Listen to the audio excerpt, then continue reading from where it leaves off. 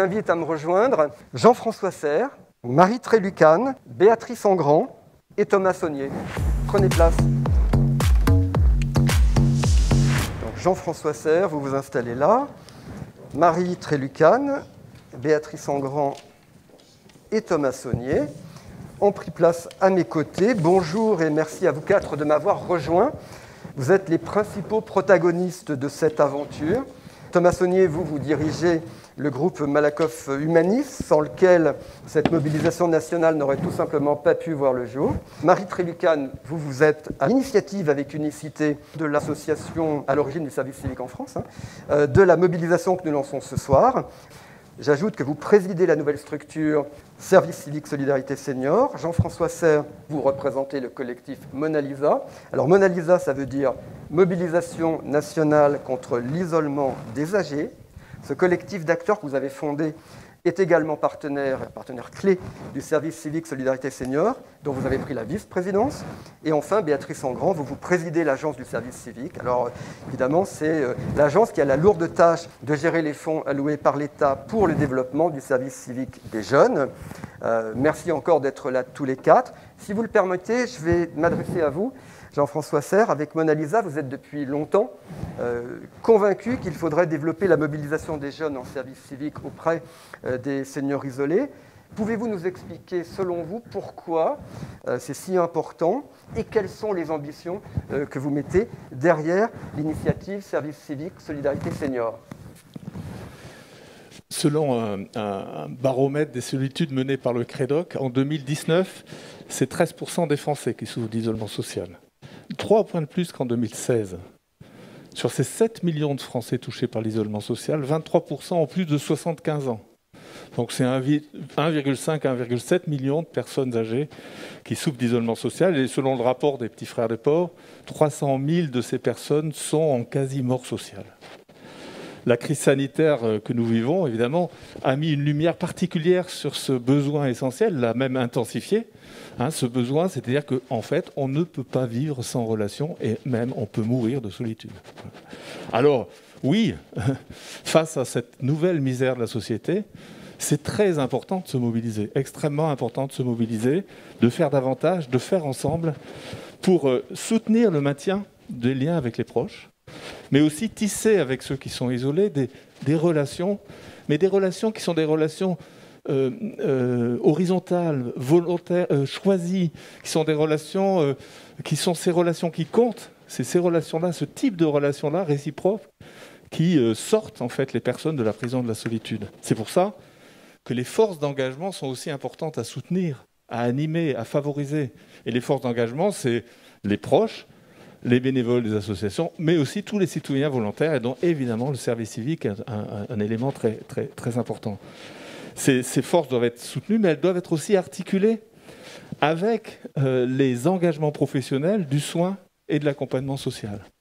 Donc voilà pour l'importance du sujet. Alors pour l'ambition, l'ambition qu'on porte en lançant ce grand programme service civique, c'est de déployer des missions d'engagement qui soient vraiment complémentaires et qui enrichissent sans s'y substituer les relations familiales, les accompagnements professionnels, mais aussi les actions bénévoles qui se jouent dans la proximité et dans la durée.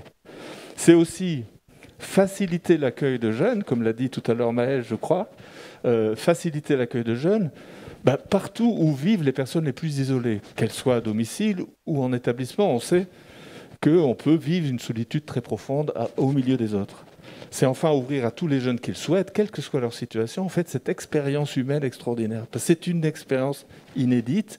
Et les relations entre les générations qui sont tissées, qui sont construites, on en a eu le témoignage là, en fait, sont très puissantes. Elles apportent de la joie et elles apportent, j'allais dire, de la vie aux personnes âgées, mais aussi de la reconnaissance et de la confiance pour les jeunes qui s'engagent. Donc voilà les ambitions, j'allais dire, de sens et de qualité qu'on veut porter ensemble. Enfin, bien sûr, il y a des ambitions de nombre, c'est-à-dire que nous voulons, et ça a été indiqué, que dans les 3 ans qui viennent, ce soit 10 000 missions qui soient développées en 3 ans, et donc 300 000 personnes touchées par ces missions, ce qui fait que là, pour la période scolaire 2020-2021, c'est 2000 missions supplémentaires qu'on voudrait lancer pour toucher 45 000 personnes. Pourquoi ces ambitions de nombre ? Pour répondre aux chiffres que j'ai donnés au début de mon intervention. Le défi est immense et donc il faut développer et se mettre tous ensemble pour cela. Bien compris, merci Jean-François Serre. Et je me tourne maintenant vers Marie Trélucane. Marie, vous êtes la fondatrice d'Unicité, l'association pionnière experte du service civique des jeunes en France. Là, vous avez déjà joué un rôle important et vous allez continuer à jouer un rôle majeur dans cette initiative, puisque cette première année, vous allez mobiliser et encadrer 1000 des 2000 jeunes envisagés dans le dispositif. Vous avez décidé de créer une association ad hoc pour porter le service civique Solidarité Senior afin que ce projet mobilise au-delà d'Unicité, et c'est déjà bien parti, puisque de nombreuses personnalités importantes se sont mobilisées, Jean-François Serre qu'on vient d'entendre, mais aussi la présidente actuelle de Mona Lisa, Françoise Fromageau, également présidente de la Fondation Croix-Rouge, et puis aussi le directeur général de l'association Petits Frères des Pauvres, la déléguée générale du réseau étudiant AnimaFac, ou encore le fondateur de Ciel Bleu. Pourquoi faire porter cette mobilisation par d'autres? Et surtout, dites-nous ce que le service civique Solidarité Senior va apporter concrètement à ces structures qui voudront bien accueillir des jeunes auprès des personnes âgées. Eh bien, écoutez, je pense que nous sommes tous mobilisés parce que nous sommes tous concernés. Même vous, Stéphane, vous avez aujourd'hui bénévolement quitté votre casquette de président d'une grande agence de communication We Agency pour animer cette table ronde. Donc, je voulais en profiter pour vous remercier par l'occasion. Et pour répondre plus précisément à votre question, nous sommes tous mobilisés. C'est simple, parce que si nous voulons répondre aux besoins des centaines de milliers de personnes âgées isolées, à la fois en établissement ou à domicile, c'est pas quelques centaines, c'est même pas un millier, c'est des dizaines de milliers de jeunes qu'il nous faut pouvoir mobiliser, et ça, on ne pourra pas le faire seul. Donc c'est vrai que le groupe Malakoff Humanis, qui est partenaire depuis plus de 10 ans des programmes intergénérationnels d'Unicité, nous donne aujourd'hui, avec le soutien de la GIRCARCO, l'opportunité d'aller plus loin, de changer d'échelle, on va dire. Et ça, si on veut réussir, on ne pourra pas le faire tout seul. Donc on a cité effectivement Mona Lisa, la Croix-Rouge, les Petits Frères des Pauvres, l'UNIOPS, le groupe SOS, la Ligue de l'Enseignement, l'UFCV, les familles rurales, la MRF, je suis sûre que j'en oublie, la PHP sont déjà dans la mobilisation, sont déjà partie prenante, chacun à leur manière en fait, et c'est comme ça qu'on réussira. Voilà pour la première question. Sur la deuxième, qu'est-ce qu'on va faire concrètement ? Concrètement, Service civique Solidarité Senior, donc il y a une nouvelle structure qui a été créée, associative, avec tous les administrateurs et intervenants que vous avez cités. On va d'abord animer cette mobilisation et ce collectif. Les ministères sont impliqués, très impliqués, à travers l'Agence du service civique, le secrétariat général des ministères sociaux, la CNSA, très mobilisés, toutes les structures qu'on vient de citer. Donc il y a toute une animation gouvernance au niveau national, au niveau territorial à animer. Et puis on va surtout, sur le terrain, essayer de soutenir concrètement les EHPAD, les résidences seniors, les associations d'aide à domicile, les CCAS, les départements, les villes, les associations de solidarité, pour qu'elles s'approprient le service civique ou qu'elles se l'approprient davantage encore, concrètement, en les aidant à cadrer, à réfléchir aux missions à confier aux jeunes, justement pour qu'ils soient en complémentarité avec les professionnels et pas en remplacement. Les aider éventuellement à assurer le portage juridique et administratif de ces jeunes dans ce cadre de ce qu'on appelle l'intermédiation. Parfois à recruter les jeunes quand certaines ont du mal à trouver les jeunes, étonnamment, parce qu'il y a 3 candidats pour une place en général dans le service civique, mais parfois il y a un problème de matching, donc on va aider à recruter.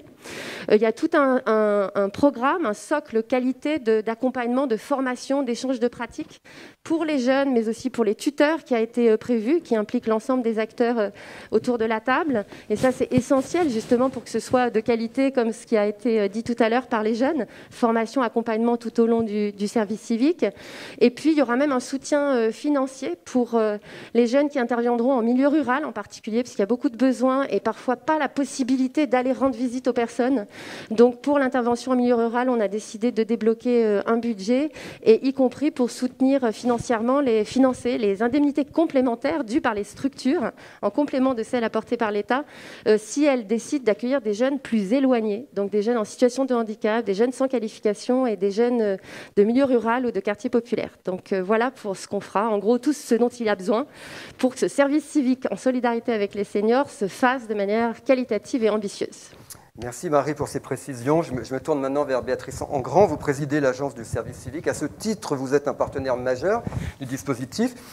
Que va apporter l'Agence du service civique et plus largement l'État pour réussir cette mobilisation? Marie Trélucane a cité déjà beaucoup de choses.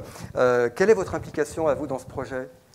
Oui, alors avant de répondre à votre question, je voudrais d'abord souligner que la manifestation de ce soir, c'est l'aboutissement d'un investissement sans précédent de plusieurs mois, voire de plusieurs années, d'unicité dont on connaît évidemment l'énergie et l'énergie de Marie Trélucane, mais aussi l'engagement, l'implication, l'énergie de tout le collectif d'acteurs qui a été cité précédemment, les Petits Frères des Pauvres, Ciel Bleu, l'UFCV, s'est rajouté aussi la Croix-Rouge, Mona Lisa. Et je voudrais vraiment les remercier tous très, très vivement. C'est important d'exprimer sa reconnaissance, et particulièrement envers vous, monsieur Lagercarco et Malakoff, Humanis, vous portez bien votre nom, Humanisme, hein, à Malakoff, parce que vous rendez possible en fait cette mobilisation sans précédent au service des liens intergénérationnels et finalement au service de la cohésion de la société. Madame la ministre Brigitte Bourguignon l'a bien dit tout à l'heure, l'engagement des jeunes en direction de nos aînés, il s'est vraiment renforcé pendant la crise. Moi, je dirais plutôt il a été mis en lumière pendant la crise. On se souvient de ces jeunes dans les cages d'escalier qui faisaient des courses pour les personnes âgées voisines. Et cet engagement, évidemment, il se confirme donc avec le soutien de notre ministre Sarah El Haïry. L'Agence du service civique a décidé d'abord d'apporter un cadre à cet engagement parce que le cadre permet de démultiplier l'engagement. Et concrètement maintenant, quel sera le rôle de l'agence? En fait, c'est de 3 ordres et c'est très concret. En premier lieu, on va mettre les postes de jeunes en service civique, les postes à disposition, hein, parce que ça, c'est évidemment la base pour réussir. Donc, on parle de 2000 cette année, de 10 000 dans 3 ans et de 5 000 dès l'année prochaine. Les missions des jeunes, on a eu quelques beaux exemples précédemment. En fait, ça consiste à apporter un supplément d'âme, un complément aux activités des bénévoles, des familles et bien sûr des professionnels. Donc on n'est pas dans la substitution, mais dans la complémentarité. Ce sont des animations culturelles, participation à des activités de loisirs, prise en main des outils numériques, très, très important, encore une fois, dans le respect des fondamentaux du service civique. Le corollaire de l'affectation des postes, c'est aussi le financement de la formation civique et citoyenne des jeunes et de la formation des tuteurs. Les tuteurs, c'est essentiel à la réussite de l'expérience du service civique. Deuxième apport de l'agence, participer au pilotage du dispositif aux côtés du secrétariat général des ministères sociaux, de la CNSA et de tous les acteurs déjà cités. Nous allons faire des choses très pratiques, hein, comme produire des statistiques, les profils des jeunes, le nombre, mais aussi produire des informations sur la géographie du déploiement du programme, parce que les territoires, justement, c'est important. Et la démarche de Service civique Solidarité Senior, elle sera valorisée en direction et avec les services déconcentrés de l'État, dont on n'a pas encore parlé, en lien avec les ARS, les agences régionales de santé. Il s'agira finalement de faire la promotion de la mise à disposition des jeunes par Service civique Solidarité Senior en direction des établissements. Et là, je peux vous dire que le potentiel de développement, il est considérable et il est sur tout le territoire, parce qu'aujourd'hui, vous avez simplement 500 établissements qui accueillent des jeunes en service civique, alors qu'on sait qu'il y a 7200 établissements en France. Donc vous voyez, la marche, on peut la franchir, mais elle est assez haute. Et dans tous les cas, ce qu'il faut espérer, c'est que de nombreux jeunes transforment cet élan, ce désir d'engagement en vocation professionnelle. Et dans tous les cas, on est sûr que ces expériences humaines, elles sont 3 fois gagnantes pour les jeunes, pour les structures qui accueillent et pour la société dans son ensemble. Donc, longue vie au service civique Solidarité Senior. Et bravo à tous. Merci Madame Engrand, merci beaucoup. Nous allons conclure cette table ronde avec celui sans qui toute cette mobilisation n'aurait sans doute pas pu voir le jour. Vous êtes plusieurs à l'avoir dit, c'est Thomas Saunier, directeur général du groupe Malakoff Humanis. C'est vous, dans le cadre de la gestion de la retraite complémentaire Agirc-Arrco, qui mettez les moyens nécessaires à ce que les objectifs ambitieux aujourd'hui fixés soient atteints. Dites-nous pourquoi cet engagement hors norme de votre groupe de protection sociale et de l'Agirc-Arrco dans cette initiative. Effectivement, c'est qui on est et qu'est-ce qu'on fait là, finalement. Parce qu'on est les seuls à ne pas être bleu, blanc, rouge, effectivement, sur le bas du slide. Qui on est? On est un groupe de protection sociale, donc on intervient sur 3 domaines, la prévoyance, la santé et la retraite complémentaire. Et en ce qui concerne la retraite complémentaire, c'est l'Agirc-Arrco et on pèse 40% du régime Agirc-Arrco. Et c'est à ce titre qu'on est là, cet après-midi, en fin d'après-midi. Alors, on est un but non lucratif et donc notre performance, on la met au service d'engagements sociétaux, 4 engagements sociétaux, le handicap, le cancer, l'aide aux aidants et enfin le bien vieillir et la perte d'autonomie. Et c'est aussi d'ailleurs l'une des 4 orientations stratégiques du régime Agirc et Arrco. Donc à ce titre, on intervient dans plusieurs domaines. La mobilité inclusive, la fracture numérique, le mieux vivre chez soi et puis aussi l'isolement. Là, on y est en plein dedans, l'isolement des personnes âgées. Alors, notre contribution, au-delà de la contribution financière, elle est d'aider à déployer sur l'ensemble du territoire tout le dispositif, puisque vous voyez que c'est quand même 2000 jeunes qu'il va falloir accompagner. La deuxième intervention, c'est définir des critères d'évaluation, puisque on voit que ce sont des programmes qui se mettent en place les uns après les autres. Il faut absolument progresser à chaque fois. Et les témoignages qui ont été faits par les jeunes sont absolument fantastiques dans ce domaine. Donc toujours chercher à progresser. Et puis enfin, peut-être que c'est finalement la promotion des métiers au service des personnes âgées. Je crois que c'est des métiers qui sont nobles, qui sont intéressants et sur lesquels ils sont porteurs d'avenir pour les jeunes. Donc voilà. Donc le dispositif qu'on met, nous, sur le terrain, c'est les équipes en local. On a beaucoup, effectivement, d'équipes de développement social, à chaque fois avec nos partenaires locaux. On a les relais amicaux, Malakoff Humanis, que je salue. Là, on en a 41 sur l'ensemble du territoire. Les équipes, bien sûr, d'unicité qui font un travail remarquable, et ça depuis des années, voire des dizaines d'années. Et puis, bien sûr, les partenaires structurants qui ont été cités tout à l'heure. Je pense que ce qui est important, c'est que, voilà, c'est pas en claquant des doigts que ça arrive. Les premiers partenariats qu'on a pu passer avec Unicité, ça remonte à 2008, vous voyez, et tout ce qui tourne autour du service civique, c'est depuis 2014 que ça se met en place.